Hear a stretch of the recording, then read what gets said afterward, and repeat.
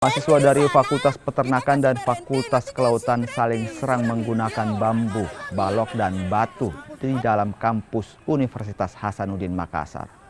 Akibatnya sejumlah kaca jendela pecah terkena lemparan batu. Menurut salah satu mahasiswa, bentrokan terjadi akibat salah paham. Sementara itu, polisi yang tiba langsung mengamankan lokasi tawuran. Pihak kampus Universitas Hasanuddin akan menindak tegas pelaku tawuran dan akan memberikan sanksi dikeluarkan dari kampus. Untuk menghindari bentrok susulan, pihak kampus meminta polisi mengosongkan area dalam kampus. Masalah ini teman-teman, saya sempat korek di fakultas, itu sebenarnya katanya anak-anak peternakan yang serang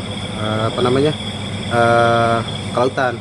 Nah, berhubung gitu teman-teman kelautan langsung serang peternakan. Mungkin salah miskomunikasi aja sampai terjadi adanya balasan susu serangan balasan pas mereka lagi main bola. Berarti yang menyerang ini anak kelautan ke peternak? Yang menyerang ini teman-teman peternakan. Kami hanya datang melerai supaya tidak memulai, kemudian kami isolasi, kami minta kampus dikosongkan, terkhusus ini di Fakultas Peternakan dengan di Kelautan.